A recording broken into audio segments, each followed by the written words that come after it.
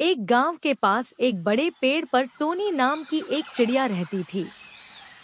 Tony चिड़िया के दो छोटे छोटे बच्चे थे जिनकी देखभाल करने के लिए वह हमेशा कोशिश में लगी रहती थी।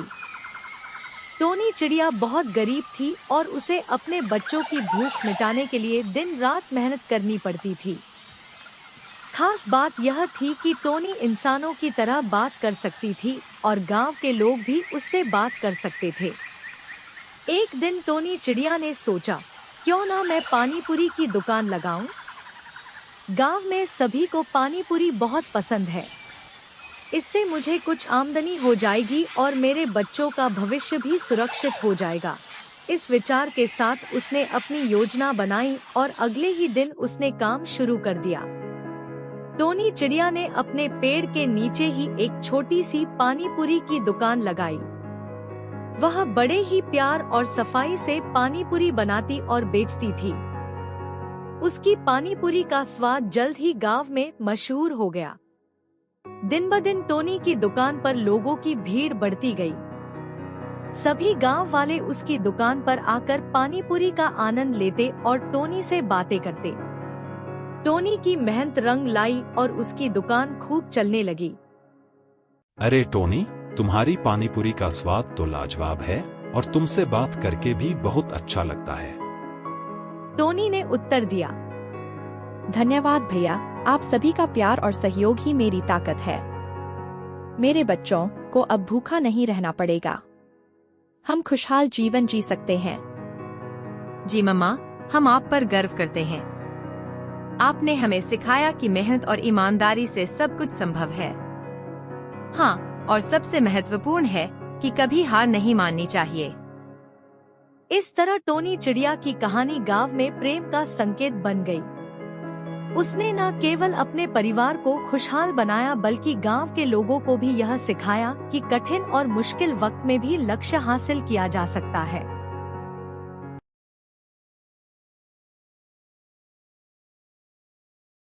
जंगल में एक टूनी चिड़िया अपने बच्चों के साथ एक पेड़ की डाल पर रहती थी।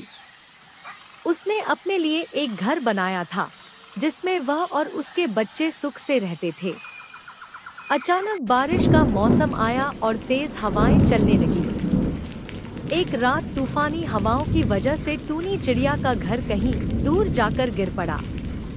इस कारण चिड़िया और उसके बच्चे भीग गए और उन्हें ठंड का सामना करना पड़ा। चिड़िया ने अपने बच्चों की सुरक्षा के लिए तुरंत समाधान खोजने का निश्चय किया। वह पास ही रहने वाले कौवे के घर गई और दरवाजा खटखटाया। चिड़िया ने विनती की, कौवे भाई, क्या तुम्हारे घर में थोड़ी देर के लिए जगह मिलेगी?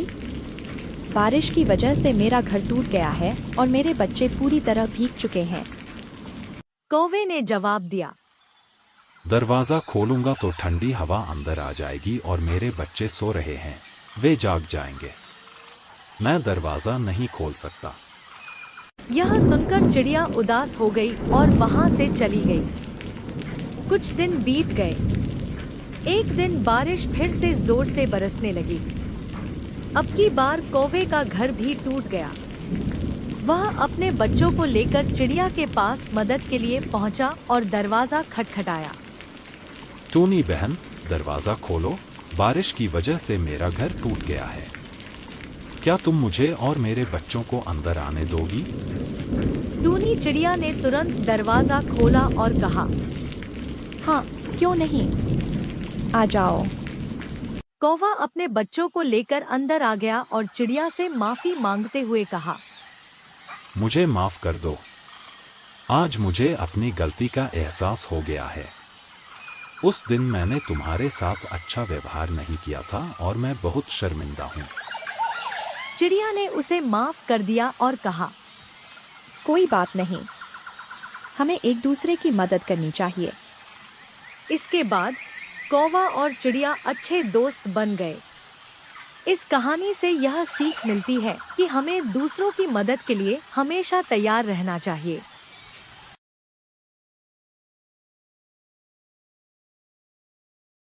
एक समय की बात है, एक छोटा सा गांव था जहां एक किसान रहता था जिसका नाम ठाकुर था। ठाकुर एक आलसी किसान था और उसे खेती करने में कोई दिलचस्पी नहीं थी। उसके खेतों में फसल उगने की बजाय सिर्फ घास और झाड़ियां ही होती थी। एक दिन जब ठाकुर अपने खेतों में बिना मन से काम कर रहा था, उसने एक जादुई चिड़िया देखी। वह चिड़िया बहुत सुंदर और रंग बिरंगी थी, जैसे कि परियों की तरह चमक रही हो। ठाकुर ने आश्चर्यचकित होकर कहा, यह कैसी चिड़िया है? कितनी सुंदर है। चिड़िया ने कहा, नमस्ते, मैं एक जादुई चिड़िया हूँ। तुम्हारा खेत देखकर मुझे पता चला कि यहाँ किसी की मदद की जरूरत है। क्या तुम मेरी मदद कर सकते हो? ठाकुर ने उत्तर दिया, बिल्कुल, मैं आपकी मदद करने के लिए तैयार हूँ। चिड़िया ने कहा, मैं तुम्हारे खेत को जादुई बीजों से भर दूंगी। तुम्हारी फसल कभी खराब नहीं होगी। ठाकुर ने खुशी से कहा, धन्यवाद, जादुई चिड़िया। मैं तुम्हें कभी नहीं भूलूंगा।